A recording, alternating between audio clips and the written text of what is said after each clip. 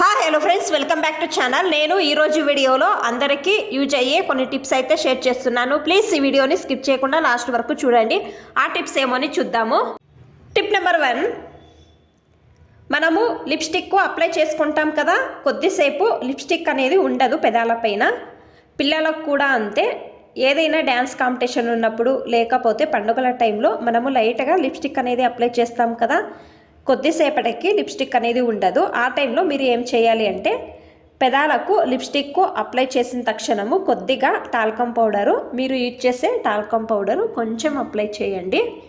నేను చూపిస్తున్నాను కదా, సేమ్ ఈ విధంగా లైట్గా అప్లై చేసి వదిలేస్తే ఎక్కువసేపు వరకు లిప్స్టిక్ అనేది అలాగే ఉంటుంది. ట్రై చేయండి. ఈ టిప్ అనేది బాగా హెల్ప్ అవుతుంది. టిప్ నెంబర్ 2, నూనె సెల్ఫ్ పైన కానీ టేబుల్ పైన కానీ చల్లి ఉంటే మీరు బట్టతో తుడిచే బదులు ఒక టిష్యూ పేపర్ తీసుకొని స్పూన్తో ఈ విధంగా అంటే కొంచెం కూడా ఆయిల్ మీ చేతులకు కూడా కాదు, నీట్గా వస్తుంది. చూపిస్తున్నాను చూడండి ఎంత నీట్గా క్లీన్ అయ్యిందో కదా. మీరు కూడా ట్రై చేసి చూడండి. ఈ టిప్ అనేది బాగా హెల్ప్ అవుతుంది. టిప్ నెంబర్ 3, చింతపండు ఎక్కువ రోజుల వరకు స్టోర్ చేయాలి అంటే మనము బాక్స్లో స్టోర్ చేస్తాం కదా, ఇందులో ఎండుమిరపకాయలు ఒక 3 నుంచి 4 ఎండుమిరపకాయలు వేసి బాక్సు మూత వేసి పెట్టండి. ఎక్కువ రోజుల వరకు చింతపండును స్టోర్ చేయవచ్చు. ట్రై చేయండి ఈ టిప్ అనేది. టిప్ నెంబర్ 4, మనము వాషింగ్ మిషన్ను యూజ్ చేయడానికి లిక్విడ్ తెస్తాం కదా, ఇది కాలైన తర్వాత మనం పడేస్తాం కదా. ఇది పడేసే బదులు బాగా వాష్ చేసుకొని ఒక 2-3 సార్లు నేను వాష్ చేసుకున్నాను. ఇందులో వేడి నీళ్ళు తీసుకున్నాను. మీరు దీనిపైన ఒక నాప్కిన్ వేసి మీ పాదాలు దీనిపైన పెట్టండి. మనము పగలంతా పనిచేస్తాం కదా, మనకు ఒక్కోసారి పాదాలు అనేవి ఎక్కువగా నొప్పిగా ఉంటాయి కదా, దీనిపైన పాదాలు పెట్టుకొని బాగా రిలాక్స్ అవుతుంది. చూడండి ఈ విధంగా పాదాల నొప్పి కూడా తక్కువ అవుతుంది.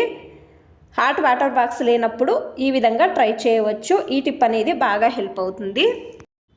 టిప్ నెంబర్ 5, బియ్యంలో ఎక్కువగా పురుగులు ఉన్నాయి అంటే ఇది వేస్తే చాలు, పురుగులు అనేవి బయటకు వెళ్ళిపోతాయి. నేను ఇక్కడ టీ పొడి తీసుకున్నాను. మీరు ఏ టీ పొడి ఇచ్చేస్తారో ఆ టీ పొడి అయినా కూడా తీసుకోవచ్చు. అలాగే ఇక్కడ ఒక టిష్యూ పేపర్ తీసుకొని ఇందులో కొంచెం టీ పొడి వేస్తున్నాను. ఈ విధంగా వేసిన తర్వాత ఇంకొక టిష్యూ పేపర్ తీసుకొని దీనిపైన పెట్టి ఇందులో కొన్ని మిరియాలు వేస్తున్నాను. చూడండి ఈ విధంగా వేసిన తర్వాత సేమ్ నేను వీడియోలో చూపిస్తున్నాను కదా, ఈ విధంగా ఫోల్డ్ చేసి ఒక రబ్బర్ బ్యాండ్ అనేది వేస్తున్నాను. ఇది బియ్యంలో వేసి పెడితే ఒక 2 గంటలు మూత వేసి పెడితే చాలు, పురుగులు అనేవి ఉండవు.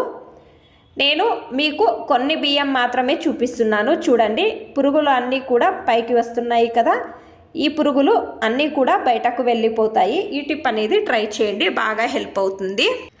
మీకు అన్ని టిప్స్ ఇష్టమైతే ప్లీజ్ ఒక లైక్ చేయండి. ఇంకా ఎక్కువ మంది నా ఛానల్ని సబ్స్క్రైబ్ చేసుకోకుండా చూస్తున్నారు, ప్లీజ్ సబ్స్క్రైబ్ చేసుకోండి. Thanks for watching. ధన్యవాదాలు.